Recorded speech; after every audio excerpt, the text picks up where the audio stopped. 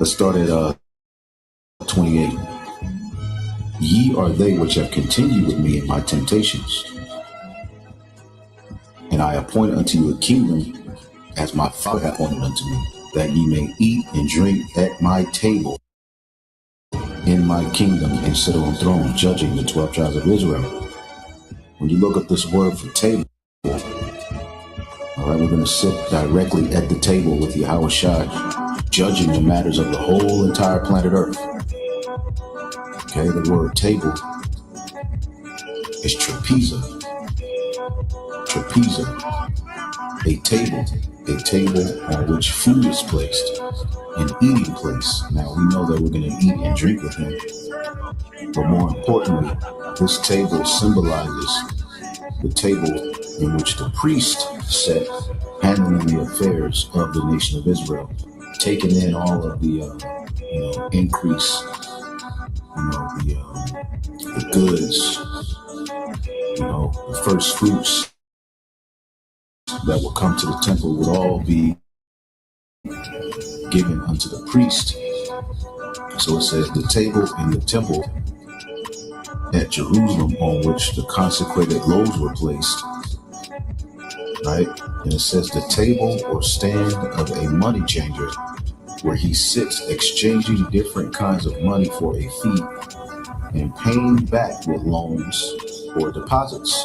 Now, when we go to the book of Deuteronomy, the 28th chapter and the 12th verse, now remember, these are the blessings. We got to remember to tap into these blessings.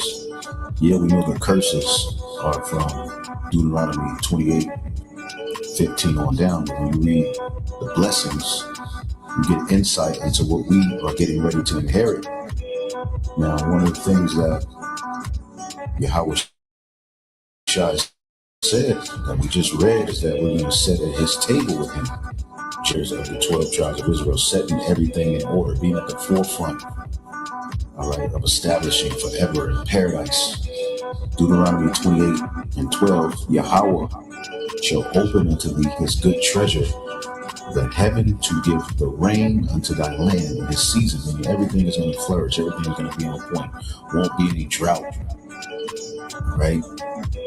The seasons are going to come in perfection, everything will flourish, no GMOs, right? And to bless all the work of thine hand, and thou shalt lend unto many nations, and thou shalt not borrow. Read that in the NLT. It says you will lend to many nations, but you will never need to borrow from them. So when you understand the kingdom of heaven, peace after the order of Melchizedek, which is Yahweh Shai, we are going to be the bankers of the nation of Israel. We're going to be the bankers of the whole world. But see, we're going to deal in righteousness. And we will be able to lend to heathen. We will be able to deny loans. We'll be at the forefront of how everything flows throughout the whole four corners of the earth. The Lord shall make thee the head and not the tail. And thou shalt be above only, and thou shalt not be beneath. See, and this is what's promised unto us under Yahweh Shai's kingdom. Joint heirs of what? Being at the forefront of creation. Being at the forefront of setting everything back in its proper perspective, putting everything where it needs to be. All right, from trees to, everything that you can imagine. And we're going to do this in new bodies.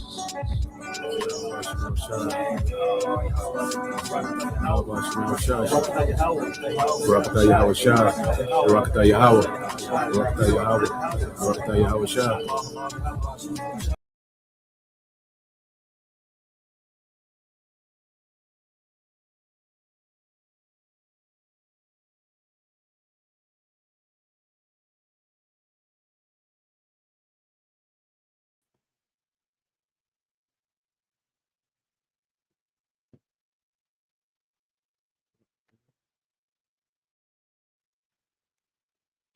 All right.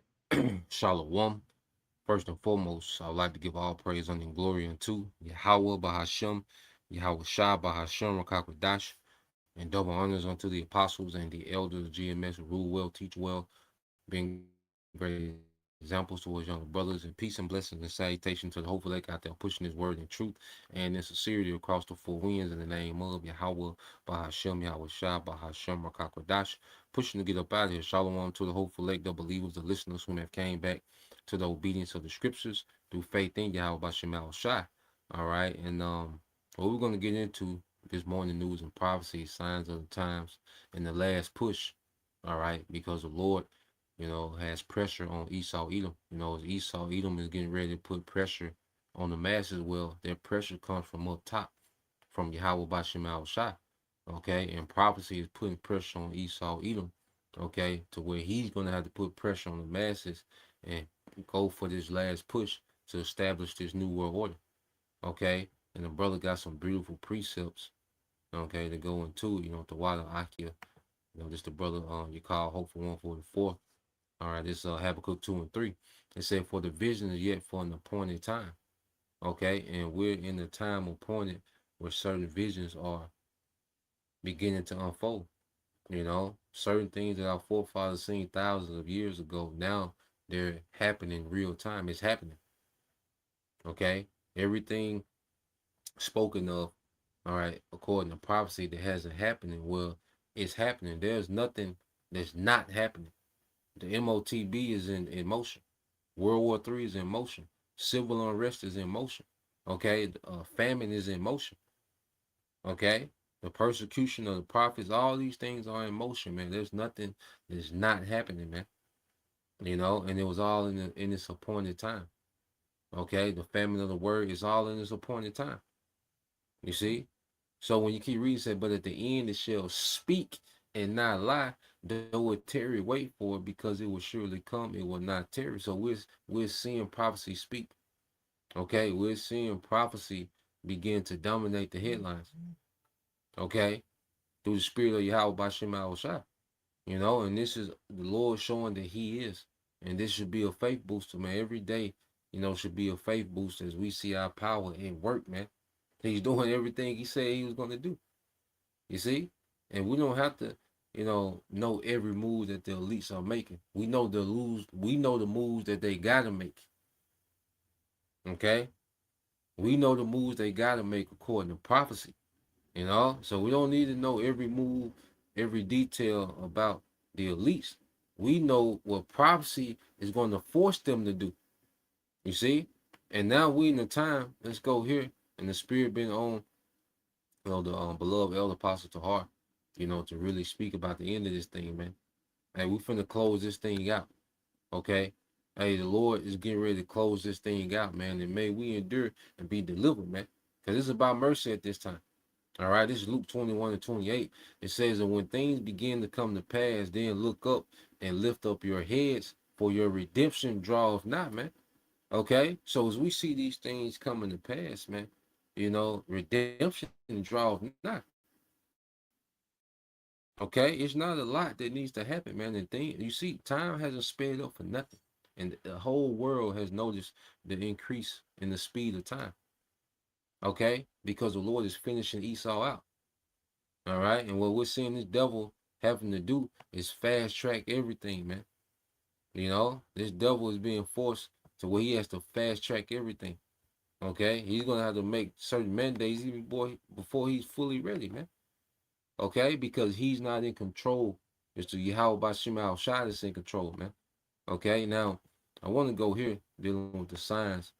Let's get this in Joel 2 and 30. It says, this Joel 2 and 30 says, and I will show wonders in the heavens and in the earth, blood, fire, and pillars of smoke. The sun shall be turned into darkness, the moon into blood, and we've seen blood moons and solar eclipse. Okay, as prophecy is unfolding, and there's just been an uptick. We even seen the blue moon. Okay, they got a phrase with once in the blue moon, showing you how rare that is. We've seen the blue moon. Okay, we've seen the moon with a ring of fire around. Okay, the eclipse that came to America that made the thought. One path of the eclipse came in 2007. Okay, 2017, and another one came in 2024. 7 years later, which is completion. Okay, and it made the Hebrew character tha. Okay, which is the end. Okay, everything speaks towards the end. All right, just as it says in the brother want to get that in the second Ezra, I think 9 and 4. You know, yeah, second Ezra chapter 9 verses 4 and 5. Okay, so we're starting to see an uptick on these things, man. And even in that same chapter in the book of Luke, we was getting into. Let's get this in the book of Luke, chapter 21. All right, this is the book of Luke. This is the book of Luke, chapter 21, verses 25. It says, "And there shall be signs in the sun and in the moon and in the stars, and upon the earth distress of nation with perplexity in the sea and the waves roaring." Okay, so there's constant, indicators in the heavens to show what time we in, man. You see, and they're just the Lord giving indicators to the elect. Now on the flip side, Esau Edom, he's looking at these signs and he's thinking that they're good omens for him. Okay, going back to January 28th, I mean not January, February 28th, when he did the airstrike, all right, and they did the assassination on the Iranian supreme leader. You had 6 planets aligned, okay, that night, that Saturday night when they did the strike. Okay, then they struck the the children, the little girls, which that was a sacrifice to Satan, man. Okay, this is how the elites operate off, witchcraft on the left hand side. They get their instructions from the left hand side. As we see what's happening in the earth, and we get these signs in the heaven, where we know that the Lord is getting ready to bring to pass everything that is written, man. Okay, and then it spoke about what? Distress and perplexity. All right. All right, we're gonna see perplexity on the increase, because let's get this word perplexity. Okay. I got a video just going into some signs that's getting ready, to be in the heavens, man. Okay. Now when you go into perplexity, and just get this word in the root. Get the root word for it.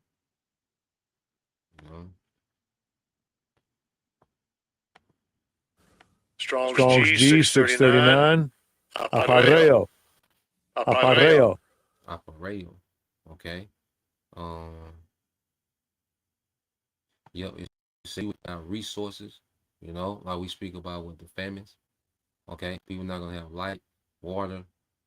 Okay. Shouldn't be bad, man.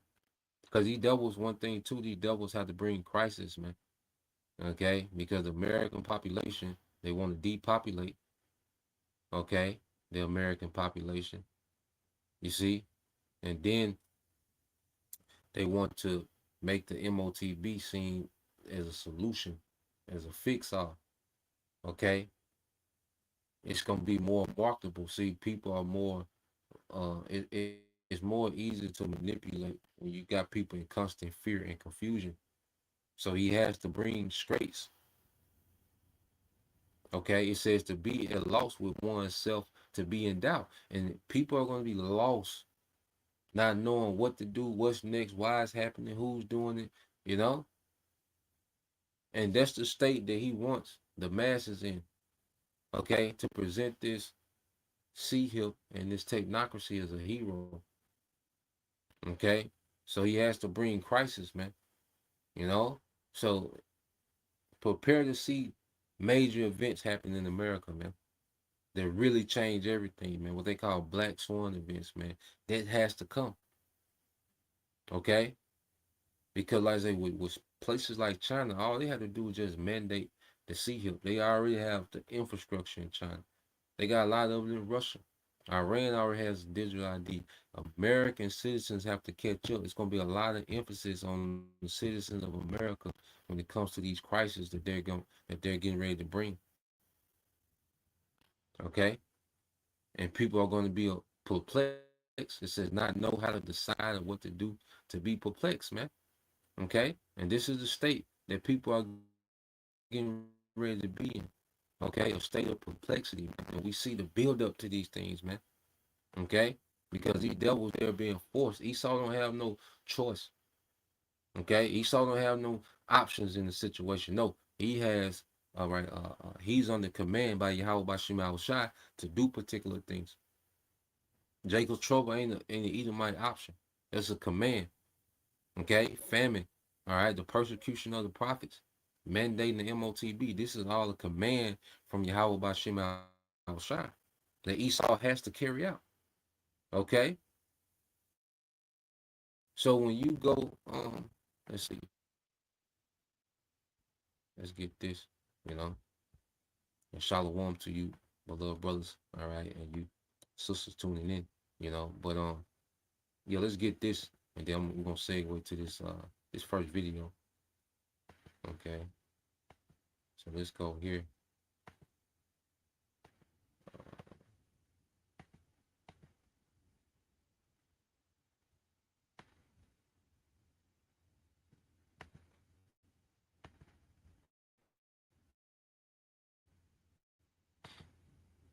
Appreciate from the brother. It's the brother Yashamai, tribe of Judah. Okay. 2nd Ezra 9:4 says, Then shalt thou well understand that the Most High spoke of these things from the days that were before thee, even from the beginning. And what we have to understand, everything was already set up in the beginning.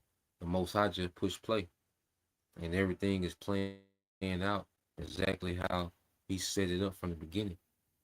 Okay? Esau's in power at this time because that's how the Lord set it up. Esau will be the end of the world. That was already established before the earth was. Okay? It ain't because Esau is this clever military genius and this economic, savvy nigga. No. It's because it was predestined. Okay? Everything goes back to predestination, man. Us waking up in this time, it was predestined for a remnant to wake up in these last days, man. That's why there's no boasting in this thing. Esau boasts as if he put himself in power and he's going to keep himself in power. No, he's delusional. And the Lord, because Esau has the masses delusional and the Most High has Esau delusional, man. If a brother want to get that, real quick, Job chapter 12, verse 16, Baba Shah,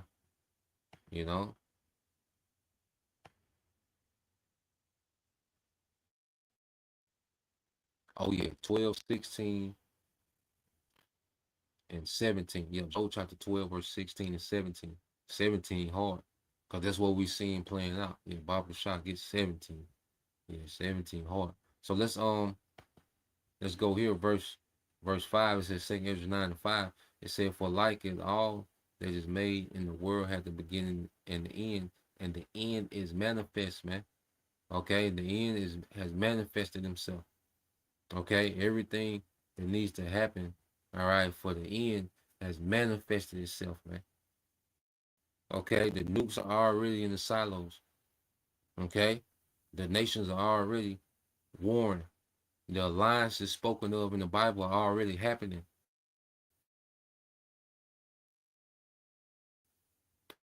Okay, you're just waiting on the mandate, the crisis, then the mandate.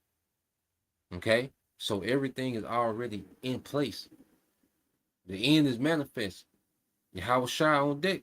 The angels, everything that needs, everything that's in place, man, for this last scene, okay, of Esau's kingdom. Because we're in the last scene of Esau's kingdom. That's a lesson within itself. You see, let me write that down before I forget it. I can have it writing these titles down. Okay, but we're in the last scene of Esau's kingdom. You see, and everything is in place. The prophets are on the scene because we play a part in the last scene of Esau's kingdom. You see, last scene of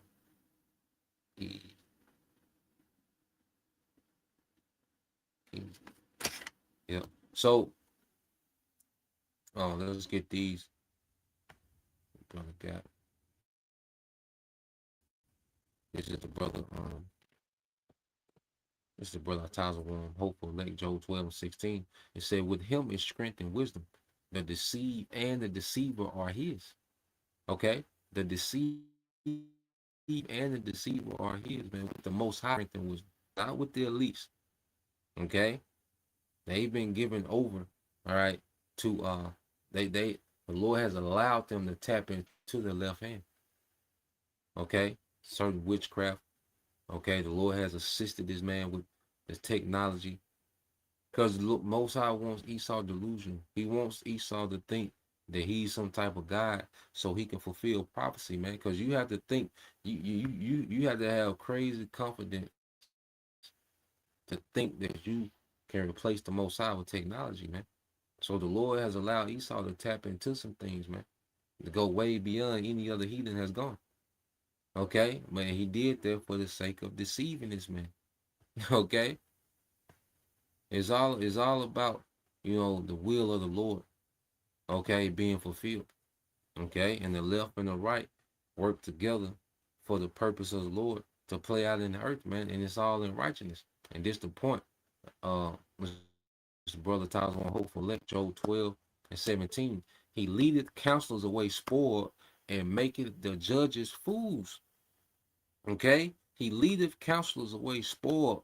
Esau Edom, all these counsels of what they want to do, and they want to do this, and Agenda 2030, and this and that, and all these agendas and counsels that you devils are having. All right, the Lord going to lead them away spoiled. They're going to go into slavery when they get through plotting and scheming, and let's do this, and let's try this, and let's pull this off, and this agenda, and let's put this in. No, you're going to end up in slavery, man. They'll leech themselves, man. Okay, it says, and make it the judges fools, man. And Esau is looking like a goddamn fool. Okay, as he's trying to pull this off, man. Okay, and you have to look at this man as a goddamn fool. Okay, the fact that he's even trying to attempt this, man. Okay, so let's play this real quick. Play a few minutes of it. Next Wednesday, you may want to take a moment to look up at the sky. 4 celestial events will overlap. A planetary alignment, also known as a planetary parade, will take place early in the morning. Mercury, Mars, Jupiter, Saturn, Uranus, and Neptune will be visible. Plus, there's a partial solar eclipse in some areas. NASA will live stream the eclipse starting at 10:15 a.m. The real excitement, the Perseid meteor shower. Under ideal conditions, people in some areas of the world could see up to 100 meteors between midnight and dawn. And it's a new moon Wednesday as well, meaning the sky will be nice and dark to see the Perseids. Some classic summer stargazing, because there are some rare events happening in our skies this month, including meteor showers and a partial solar eclipse. 3 spectacular sky events, one single day, and the internet is already talking about the end of the world. That is August 12th. Well, mark that date on your calendar, as it will bring a rare cosmic lineup that has already sparked wild doomsday theories online. But some claim that it is a warning, others call it the universe's biggest show of the year.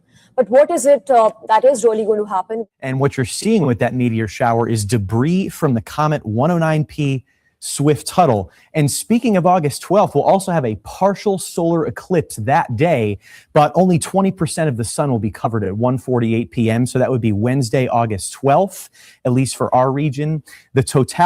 The path of totality will be in Iceland and Spain. So this 20% coverage can really only be seen with eclipse glasses. If you just try to look with the naked eye, you won't really notice any difference in the brightness of the sun. We also have a partial lunar eclipse coming at the end of the month, the night of August 27th into the 28th at 12:12. That's when the maximum eclipse will be. 93% of the moon will be covered, and it will appear dark red except for a small sliver of the upper right corner. So get your binoculars ready, perhaps your eclipse glasses, dust them off from the couple of years ago when we had that total solar eclipse. Get ready for some celestial treats to end summer. Now, pretty soon,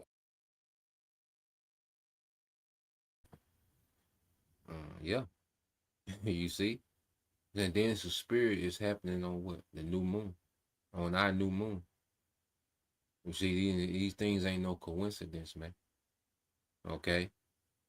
And Esau, because as we call Esau, as we know that we refer to the elites as the Chaldeans. Well, let's look into the Chaldeans. Because as we look at these things as evidence that these prophecies are being fulfilled, the prophecies written, all right, aforetime, okay, the visions of our forefathers, the Lord gave to our forefathers, we understand that, okay, the Lord is fulfilling these things. So we're watching our Lord, all right, we're watching Yahweh Bashim Shai do everything he said he was going to do, even to the signs in heaven. We're seeing it, okay? And there's no coincidence that that's happening on the new moon, okay? You have all these different alignments and partial eclipse and meteor showers. And nah, man, these are signs in the heaven. Now, I want to pull this up real quick. I asked it. And y'all let me know how the sound is. I think I fixed my sound problem. But y'all let me know how it sound. And I know that the video been echoing, so I'll be muting it while they play. But yeah, let me know about the sound and the video. How I sound. I listened to a few of them. Yeah, I was saying it was a little low, and it was low, but I think I fixed the problem. So just let me know if I'm sounding loud and clear, and if the video doesn't have the echo anymore. I'm trying to be on point. But let's look at this real quick. Okay, so I had asked it. I said, were the ancient Chaldeans expert in astrology, and did they get their instructions, okay, from the constellations? It says yes.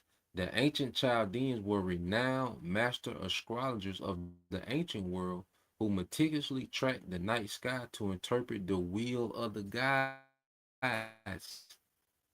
Okay, so on the left hand, the elites, the Chaldeans, are looking at these signs, okay, and they're looking at certain omens. They're telling them to make certain moves, okay, but the Most High controls the right hand and the left. So ultimately, those are just left hand instructions on the from the Most High.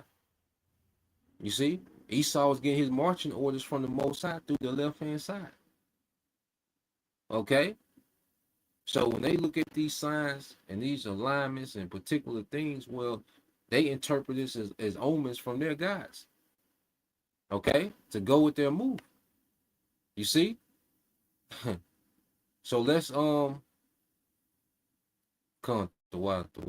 Yeah, the water. Yeah, I think I had two of these StreamYards open at one time and it affected the mic, but yeah, we should be good. And if it's ever get low again, just let me know. And that video echo, let me know as well. They're trying to be on point. You see, but yeah. So let's keep reading, dealing with the Chaldeans. It said experts in astrology. It says master stargazers. Matter of fact, brother, gotta put it. Isaiah 47, verses 12 through the end of the chapter. And just let the rest of the clip ride. Yeah, Isaiah chapter 47, verses 12, the rest of the chapter. Okay. And it goes directly into it. It says, master stargazers, the ancient Greeks and Roman writers, all right, the term Chaldean became a title for professional diviners and astrologers from the region of Babylonia. These priests, scholars spent their lives charting the movements of the sun, moon, and planets, compiling massive instructional handbooks of celestial omens on clay tablet. It says divine writings. It said they did not receive literal spoken instructions from the stars. Instead, they believed the gods communicated through the writing of the heavens. Okay, through the writing of the heavens. So when they look up and and now they got NASA, they got satellites, so they tapped in. Because even NASA, all right, because you go into the Hebrew word for serpent, all right, is similar to NASA. Okay, really, when you go into the serpent, it's going into when you go into NASA, it really goes back to the Hebrew word in Genesis 3rd chapter, which is the serpent. Okay, so they're looking, at these constellations, and on the left hand side, they're tapped in, to what? The communication with the gods. Okay, and they're getting their instructions. You see, and they're getting their instructions. They're getting their instructions from the left hand side. But what's the source of those instructions? From the Most High. The brother can get that with Isaiah 45 and 7. You see, so going back to It says, reading Omens said the constellation and wandering planets were seen as manifestations of the house of the gods. By watching how these celestial bodies interacted, the priests read divine warnings and advised kings on events like wars, weather, and political shifts. So it's the Chaldeans, the elites in the background, look, telling Trump, look, go to war.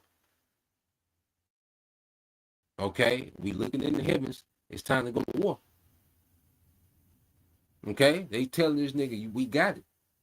Okay, but guess what? They're deceived. They walked into a trap, and now they locked in. They can't move. You see, everybody's locked into an escalation. All right, trap. Okay, because in their mind, the least looked at this as a swift victory. That's why you think they kept saying this gonna be 3-4 days when they did this. It's gonna be 3-4 days. Okay, it's gonna be a week. They be getting signed. Okay, but they're deceived. Like what the if a brother want to post that, if you can find it too, when the Lord sent the lion spirit. Okay, so these devils be getting counsel from lion spirits, man. Okay, sent by the Most High on the left hand side. Well, I know that brother know exactly what it's at. You know, you see that brother Young Scribe. You know, brother GMSDC, Tazadak, Dayara. You know, but yeah, brother can find that. But let's get a couple of precepts. You know, yeah, brother, right on time. You know, hell yeah. So let's go here. This your brother Yashima Tribe of Judah. Okay, and let me go ahead and cue up this other this next video as well. Okay, because they in their mind, you know, the guys favor their enterprise. You know, with that Latin saying, what's that Latin saying? That phrase I can never remember. You know, my Latin is bad. You know, but a brother pull up that phrase, I knew it. Coeptis. You know, the Lords have favored our enterprise of gods, you know, and that's what these devils believe, you know, wholeheartedly, man. That's why they tapped in, you know. But let's pull this one up. Just want to have this queued up and then. But yep, let's get this and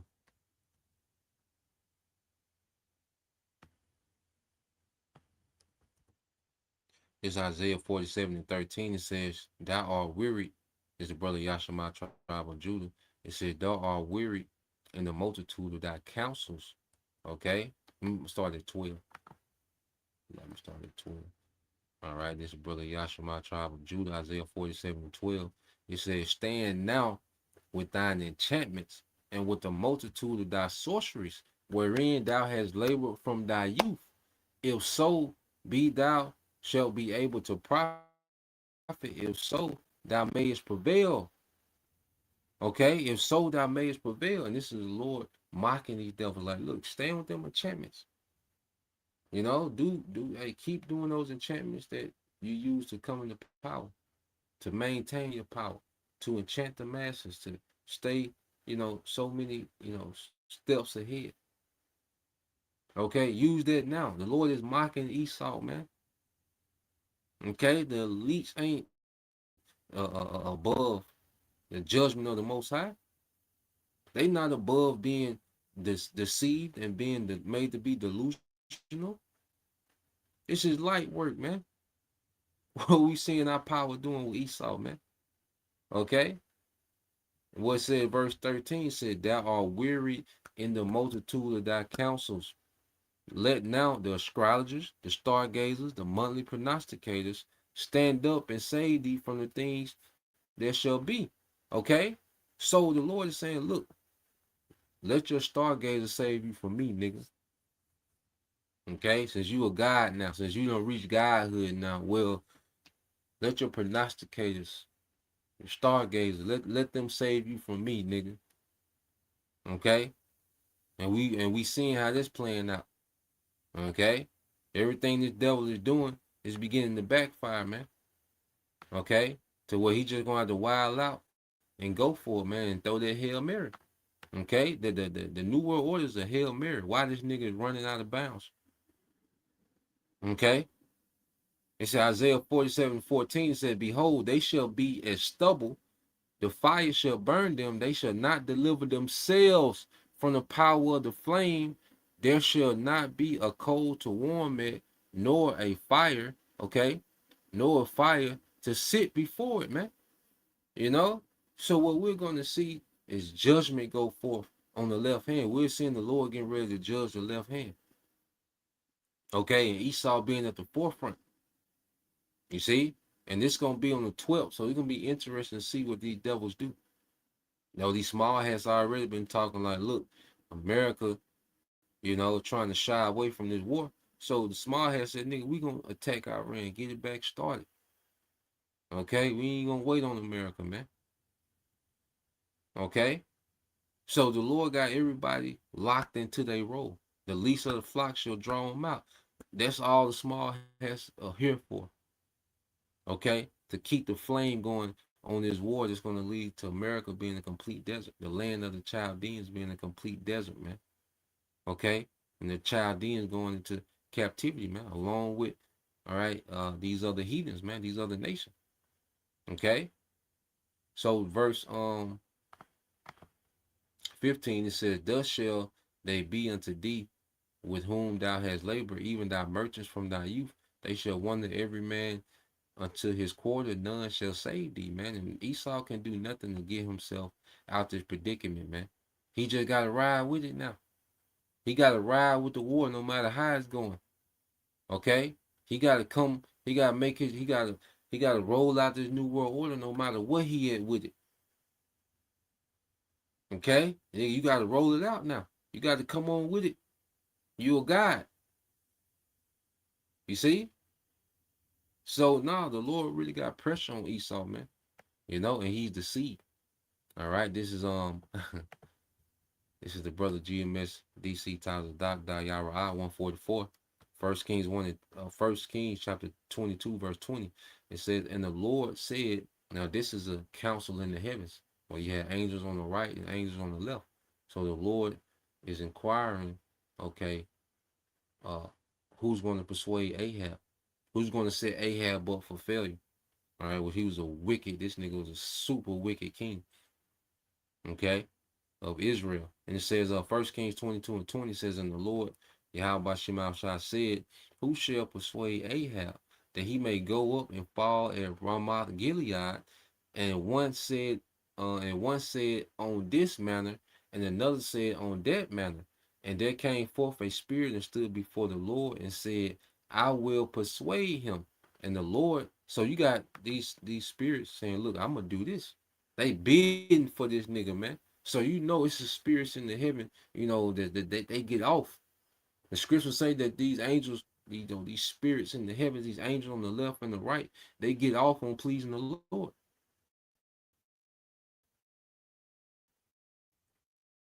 Okay? You see, this is a council in the heaven that we're seeing playing out in the earth. They got Esau looking silly out here, man. You see? This is what we're seeing playing out. So the council took place in the heaven and Esau looking silly as hell. Okay, and we're seeing this with Ahab, man, and just replace Ahab with Esau. Who gonna be a lying spirit to Esau? Okay, it says, "And the Lord said unto him, wherewith he said, I will go forth and be a lying spirit in the mouth of all his prophets." And he said, thou shalt persuade him. Okay, thou shalt persuade him and prevail. Go forth and do so. So this is what we're seeing with Esau, man. He's full of his stargazers, his prognosticators, they're full of lying spirits, giving him instructions of failure. Okay, because the Lord is wrapping Esau up, man. All right, so Esau be doing a lot of talking, but no, what does this prophecy say? That's the play, you know. And the Lord has opened us up to understand prophecy in these last days, man. Okay, 1 Kings 22:23. "Now therefore, behold, the Lord hath put a lying spirit in the mouth of all these prophets, and the Lord has spoken evil concerning thee," man. And the Lord has spoken evil concerning Esau. Okay, The Lord has spoken evil. All right, concerning Esau, man. Okay, yeah.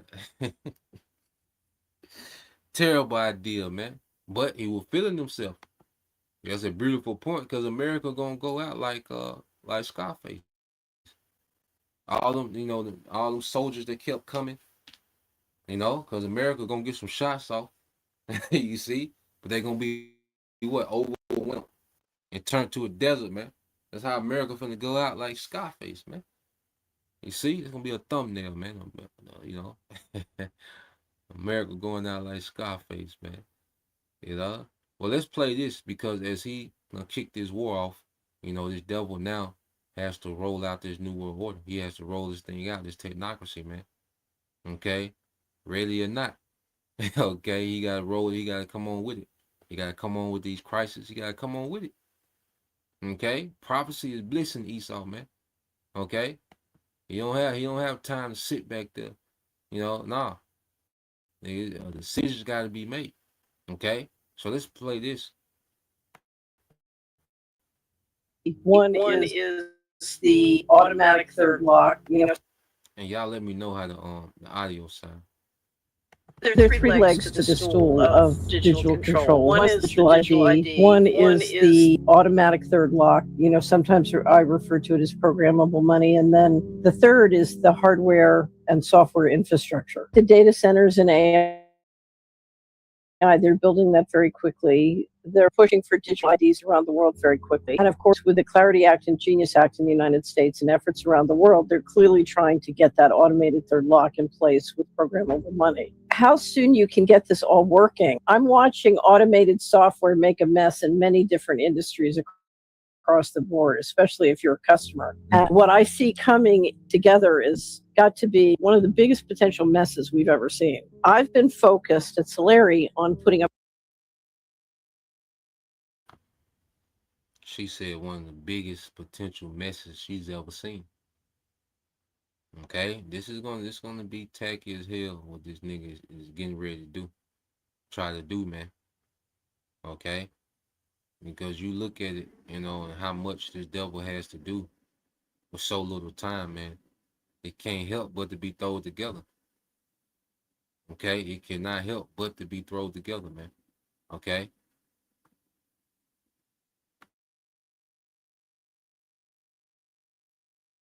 Guardrails on the Genius Act stablecoins.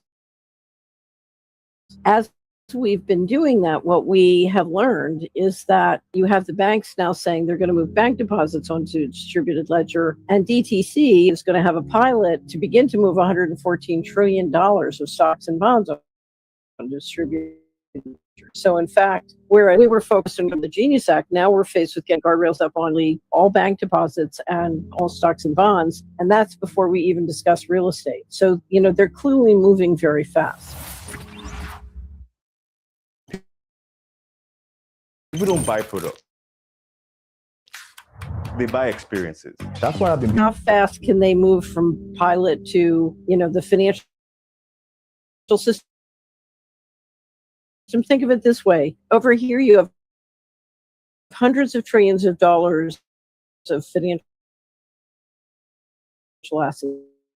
It's bank deposits, stocks and bonds, currency, and now you're going to acquire a guy, and you're going to affect enormous changes in how the financial markets operate, who they operate with, how the whole thing works. I've never seen a bigger change happen, let alone talk. It sounds to me like they think they can do this in a couple of years. To me, that usually means they're just talking their book. And what we're headed into is a pretty big mess for 1 to 3 years. But I don't think anybody knows. We are in uncharted territory. It's not like there's ever been a trial run here. My experience in the US, at least, the financial system was sort of layered up through a committee system, and you had different ways of quietly getting together and building consensus and a process of organizing decision making. And the reason the sort of mystery always was who was the top and how did they make the decisions. And so I invented the term Mr. Global, not because I know who Mr. Global is, but because, somewhere there's the committee, that oversees all the other committees. It's my experience. And in my experience, it is very intentionally managed. In other words, you have groups of people who are responsible for managing the financial system and the allocation of capital. So think of the planet as a house, and you have the assets, but then you have the banking system, that's the transactions, then you have the insurance system. The insurance system is what makes sure the equity has value and is risk managed, and then you have the equity owners. And to me, in the financial system, you have the central bank sort of running the train tracks, and that works up into the people who own the central banks and control the central banks. And that's really intergenerational pools of family capital. And those intergenerational pools have managers and family members who make decisions and collaborate and coordinate. It's much more organic than people think.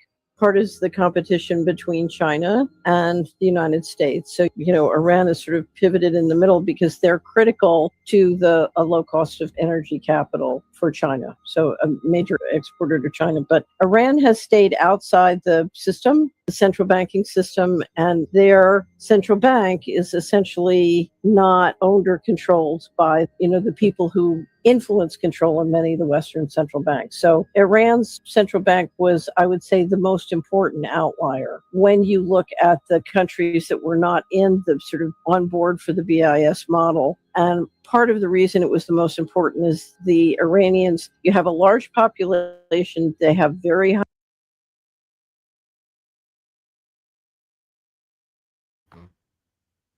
And this is all the Lord doing.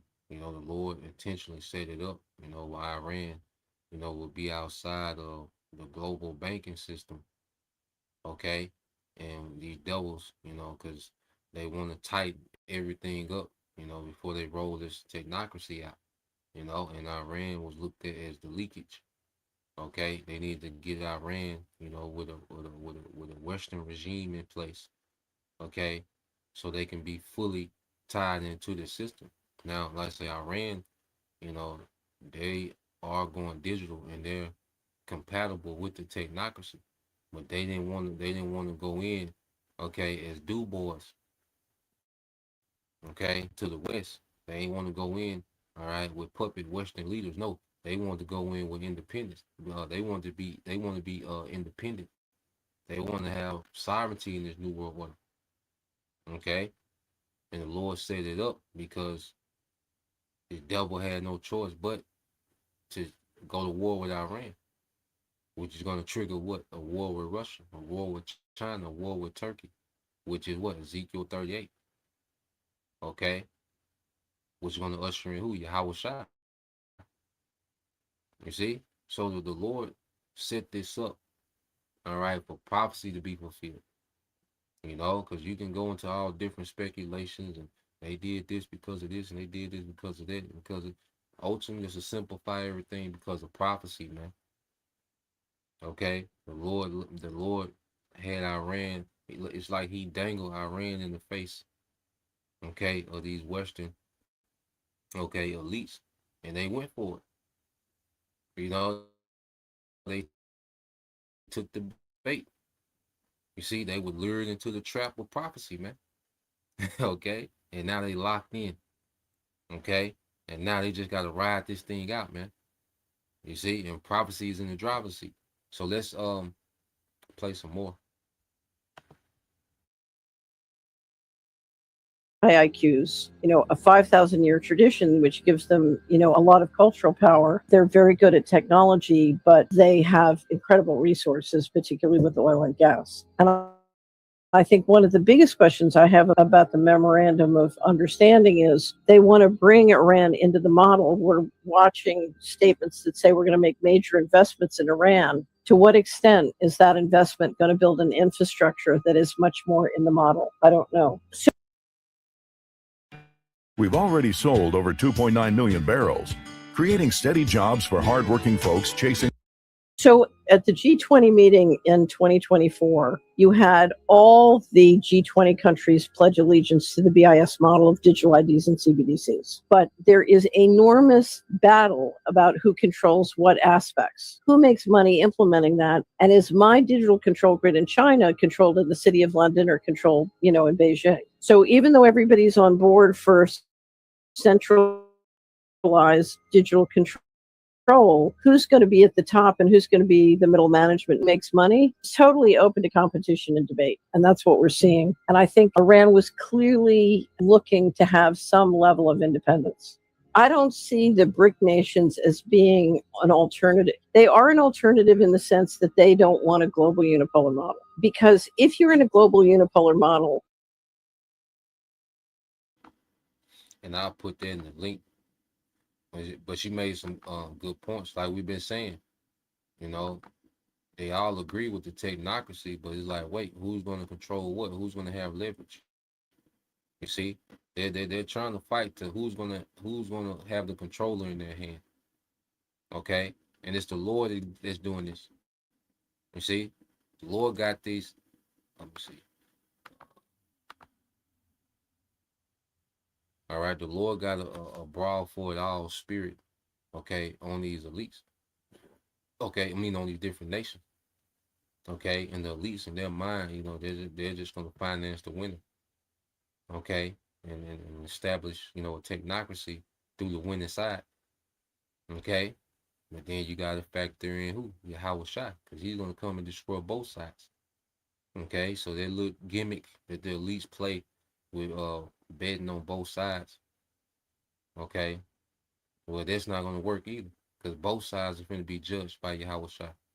Okay, and that's why I say we know how this goes, man. That's why we're not on the edge of our seat, like, damn, the elites are doing this, they doing. No, nigga, we chilling, watching it. We chilling and watching the master plan of the Lord play out. You see, we front row seats, looking at the master plan of Yahweh Shai play out perfectly, man. Okay, we're not on the edge of our seats, like, damn, these niggas might do it. No. It's finna be bad. It's finna go from bad to worse, and then it's gonna get worse from there, man. Okay? There's no good news for America, no good news for the elites. Okay? No good news for you heathen nations. Only good news for the elect of Israel, man. Okay? And everything playing out exactly how it needs to play out. Okay?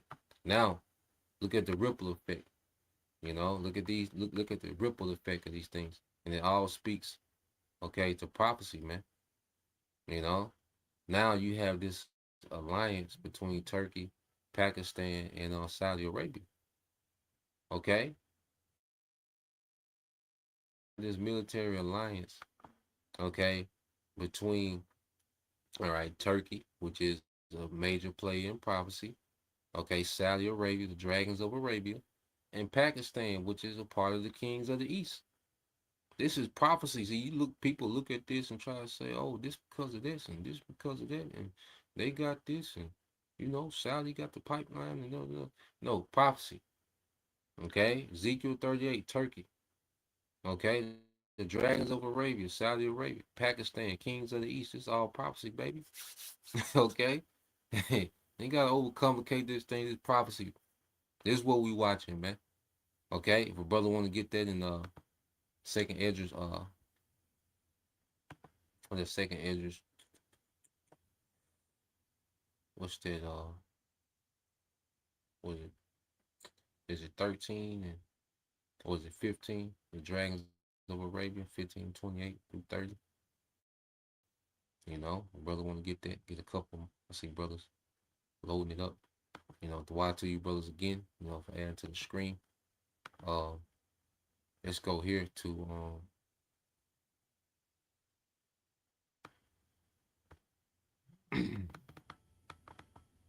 we'll play that in a minute.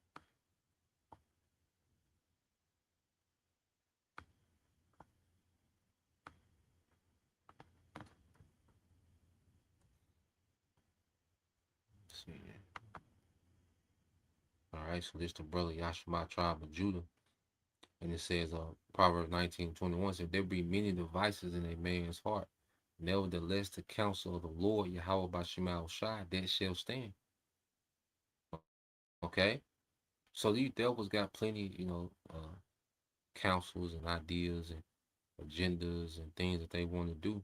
But if it's not within the counsel of the Lord, it's irrelevant. That's why a lot of things that we hear, especially listen to a clown like Donald Trump, like a lot of what they say is irrelevant. Okay, we pay attention to the things that pertain to prophecy. Okay, because Esau just do a lot, and that's also a way that this devil cause confusion, just be out here saying and doing anything, having so much going on, just flooding, the internet with all this random information, and that's another way he causes confusion too, have people overly concerned with things that don't matter. Okay, but as we stick to prophecy, okay, we're able to make clarity out the madness, man. We got the light and darkness. We got a light.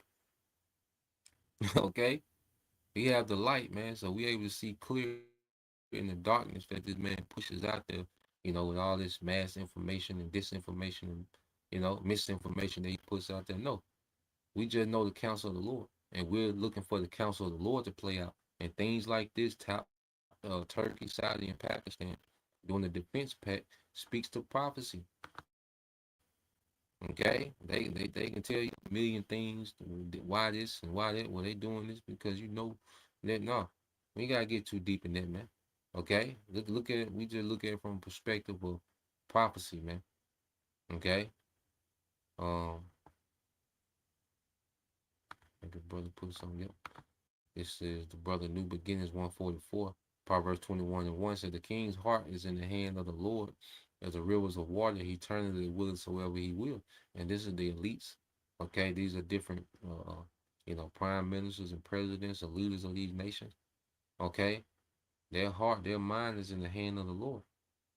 Okay, so what the Lord wants them to do to fulfill prophecy, they're going to do. Okay, even going into the inauguration, which they look at the birds and the pattern of birds, because even like with the president, they have wicked councils to see who's going to be president. The whole election thing is just, it's a farce. Okay, but they select these they select these specific men, okay, to be president and leader, based on certain omens. Okay, and the omen fell on Trump. Okay, was that's the perfect guy to tank this thing, man. Okay, this nigga has a track record of destroying businesses and corporations, man. And America nothing but a corporation, man. So he's the perfect clown, to have in there, man. You see? Now, let's play a little bit of this.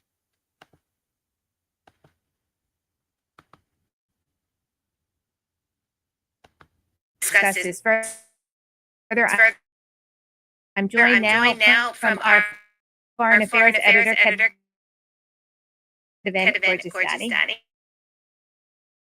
Welcome. It's always great to see you. So three of the most powerful Sunni Muslim nations and nations, all three who are in one way or another allied with the United States. And it's built basically on bringing together each country's strength. You have Saudi Arabia, which is probably the most powerful,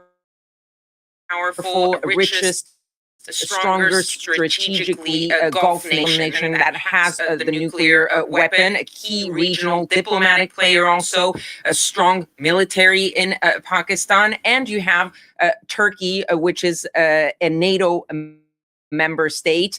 Turkey is also NATO's second largest military, and it has advanced military technology, NATO-grade military technology, and NATO-grade military industrial base. So it brings together all of these countries, and we're starting to get an idea of what exactly this defense pact actually means in the sort of that came out of that signature. And the main focus, of course, is collective security. That's what's in the text, further strengthening collective security, talking about peace, security, and stability in the region.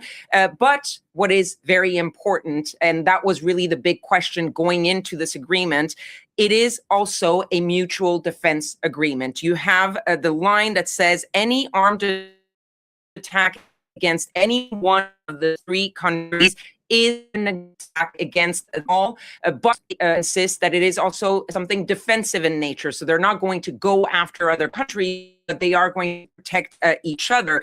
And there was a Turkish official who spoke. We should see this. He insisted that this was defensive in nature, that it was not against any specific actor, and that it was also open to other countries. So maybe we could see this defense pact grow. And then he also added that this pact does not abrogate or replace any bilateral, multilateral agreements. Of course, this likely a reference to NATO, because Turkey is a NATO member. Turkey has mutual defense. And Kat, why now? I mean, what can we infer from the timing? Well, look, sources talking about this agreement have been saying that this has long been in the works, that this is not something that was just done, but clearly there is an impact and an influence from the current geopolitical situation in the Middle East, because there are shared concerns by these three countries, more or less, but they do see the same situation, the chaos in the region generally, whether it's military chaos, economic chaos, energy chaos. There's the question of the role that Shia Iran is playing in the region. There's also concern about Israel's assertiveness and their role in the region. And specifically for Saudi Arabia, there's also the realization that maybe the U.S. security umbrella that they've been so reliant on is not exactly the sort of big protection that it thought it was. But this agreement. And what this shows is that America is a failing empire. Okay, whenever your vassals have to outsource their protection because you can't protect them, well, you're a failing empire. Okay, this is what they're saying. The fact that they gotta go to outside sources, for protection, when here it is, Saudi Arabia has spent all this money, on this military hardware from America. But it's defenseless, okay? And that's what Iran has exposed, that, look, America can't protect y'all, man. Okay, these pacts that y'all got, with America is useless, man. Okay, and then what I learned too, listen to some stuff this weekend, these like Saudi Arabia, they pay for American military bases. Like all these GCC nations, they're paying to keep these bases operational. Bahrain, all right, Kuwait, Qatar, Oman, okay, UAE, they pay to keep American facilities up and going in their country, man. And that's why they've been targeted, man. Okay, well, what's happening is these nations, all right, that are vassals to America are looking like, well, damn. The empire has become useless, man. Much more of a liability than an asset. Okay? So the fact that they got to outsource, okay, their security to someone else, all right, shows the weakness of the American empire, all right, in these last days. You see? So, let's get this thing, the brother got it. Let's get that in a second. Ezra's.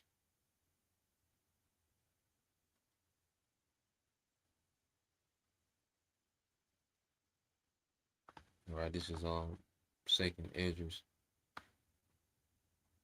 Chapter 15, verse 29, it says, where the nations of the dragons of Arabia shall come out with many chariots, and the multitude of them shall be carried as the wind upon the earth. that they all right, that they all which hear them, okay, may fear and tremble, okay? Because what's going to happen, these nations are going to keep allying with each other, okay? Because you can see the writing on the wall that America is being written out the script, man. And it's prophecy, okay? America took this gamble and it backfired. Not only are they losing, but their reputation is finished to where now everybody is making these alliances to come against the whore, man. As the scripture said that they would. Okay, and even you got Yemen and Iraq, a lot of those, are Ishmaelites. Okay, part of the dragons of Arabia, man, because Yemen is on the Arabian Peninsula. Okay, and they're already allied, all right, with Iran, which is referred to as what? The Carmanians. Okay, so this is verse 30.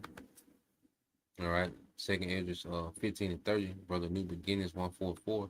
It says, also the Carmanians raging in wrath shall go forth as the wild boars of the wood, and with great power shall they come and join battle, okay, and join battle with them, and they shall waste a portion of the land of the Assyrians, man. Okay, so this is what we're seeing formulate, man.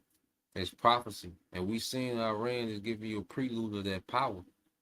Okay, they're destroying because those bases are like an extension of America. Okay, so we're seeing a portion of Assyria, which is modern day America, being destroyed. Okay, and when it goes nuclear, you best believe Iran got some things that's gonna come touch America, man. Okay, it's gonna destroy a portion of the actual landmass of America, man. Okay, when this thing goes nuclear, and all these nations, okay, what you say, spare no arrows. Okay, so let's get a couple more. Yeah, brother. This is the brother GMS DC Taza Doctor. Y'all I-144K, Romans 9 and 17. For the scripture said unto Pharaoh, okay, in Romans 9 and 17. For the scripture say unto Pharaoh, even for the same purpose have I raised thee up. Now, who was Apostle Paul speaking of in this chapter? He was speaking of Esau. You go to Romans the 9th chapter, he's speaking what? Esau have I hated. Okay, and then he goes from speaking about Esau, speaking about Pharaoh, man, showing you that Esau is the modern day Pharaoh.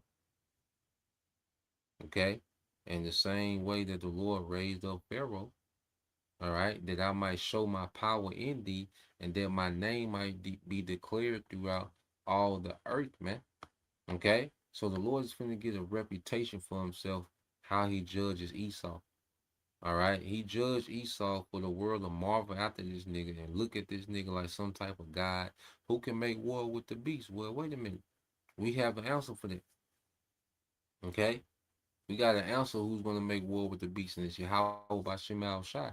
Then he say he will have war with Amalek from generation to generation. And when he sends back Yahweh Shai, man, okay, Yahweh Shai coming back with that power, and it's going to be nothing but glory given to the names of Yahweh and Yahweh Shai, man. Okay, Romans 9 and 18. Therefore, have he mercy on whom he will have mercy, and whom he will he harden. So what we're seeing with Esau, he's hardened. Okay, he's hard to try to pull this off, man. That's why it doesn't matter how it's going. He got to keep going because he's hardened. Okay, this is what we're dealing with, man. Esau is hardened, no matter how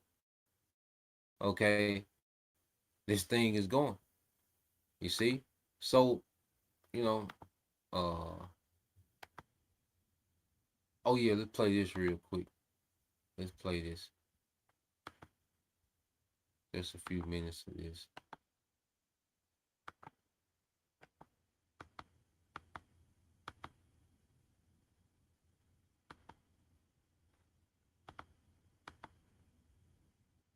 I might play it. And if a brother could get that in let's get Habakkuk chapter 2. think like verses 6 through 8, but I wish I'll get to the point. But let's play this real quick, man.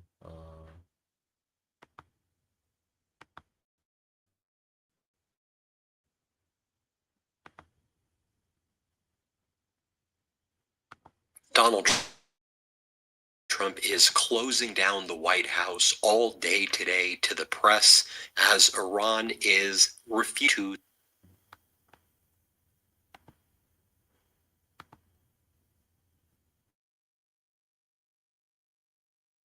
Donald Trump is closing down the White House all day today to the press as surrender. Donald Trump is saying, Iran, you can control the Strait of Hormuz. Can you please just open it up? And Iran's like, nope, you owe us reparations. You need to make sure that Israel leaves Lebanon, and you need to get the United States military out of the region. Then maybe we'll consider opening up the Strait of Hormuz. Donald Trump's like, please, can I try to save face? And Iran's like, no, we're not going to let you do it. And Iran hit another tanker yesterday in the Strait of Hormuz. The Houthis hit hard in eastern Saudi Arabia, in Jubal. Another Aramco facility was hit very hard there. The Houthis struck hard in northern Yemen and in other areas of Yemen against these Saudi-backed groups there. And so Iran saying absolutely not. Just look at Donald Trump's press schedule for today. Close 8 a.m., 9:30, 12:30, 2, 2:45, 6:30 p.m. The American people are demanding answers. What the hell is happening, right? Donald Trump gave that, I don't even want to call it an interview. He called up his personal stenographer at Axios, Barack Ravid, and said, we're just going to play it low key with Iran right now. We're not really even negotiating. We're going to do semi-negotiation, and we're just going to let it be, because if we do nothing, then Iran is definitely going to just fall. That's the new line from the Trump regime. We're going to go low key with this right now and just let things evolve naturally, and we'll just see what happens. I mean, by the way, Donald Trump's just been looking awful these last couple of weeks. I mean, he's always looked awful, but remember how he looked a few weeks back? And then yesterday, he was at Bedminster in New Jersey.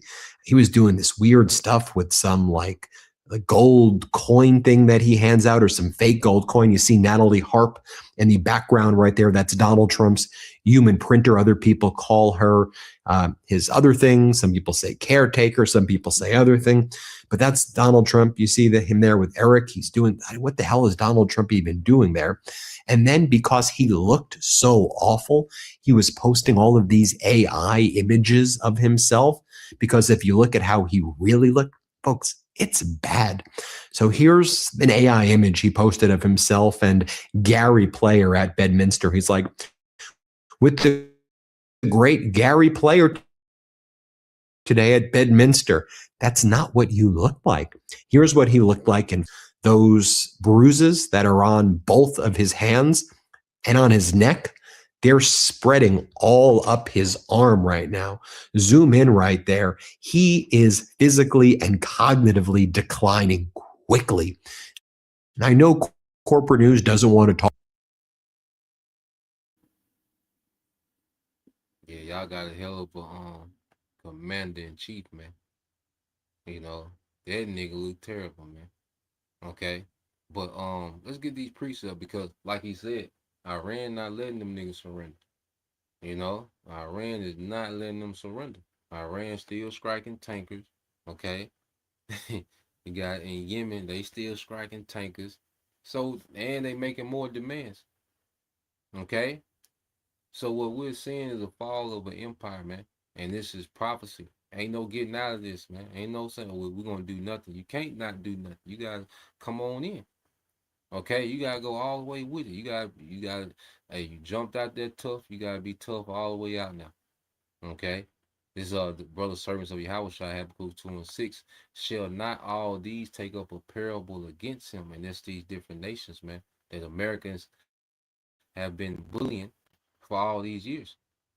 Okay, now you seen all these alliances and treaties and pacts being made, and now they're coming at the whore.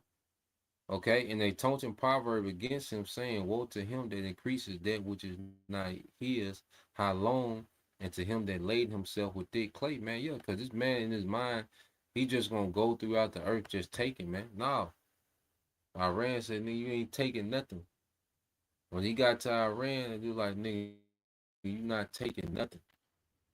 Okay? We not giving nothing. You see? So all this, you know, just going and taking and regime change and coups and civil wars and all this where it stops, because prophecy is stopping it, man. Iran just happened to be the nation that the Lord is using, okay, for this phase of prophecy, man. But prophecy is stopping this nigga, man. Okay? It says, shall they not rise up suddenly that shall bite thee, and awake that shall vex thee, and thou shalt be for booties unto them, because thou hast spoiled many nations, all the remnant of the people shall spoil thee, because of men's blood, and for the violence of the land and the city and all that dwell therein, man. So now we're in the time where we're going to see America, okay, we're going to see these nations put pressure on America now. Okay, it's a transition. Okay, and the transition of power going to be short-lived, because Yahweh Shai going to come and take all the power from all these heathens, man. Okay, so yeah, it's beautiful to see these things building up, man, to see the Lord, our power at work, man. You know, and all we have to do is endure, like me and the brother Halak went into. It's just a waiting game now. You know, hey, the Lord got us in a good position to we can just wait, just wait it out, man. You know, while prophecy is being fulfilled. So, you know, Lord will, you know, you brothers, all right, and you few sisters edified once again. I want to give all praise and glory unto Yahweh Bahashem, Yahweh Shai Bahashem, Makabadash, and double honors unto the apostles and the elders, GMS, who rule well, teach well, being great examples towards younger brothers, and peace and blessings, salutations to the whole elect. Shalom.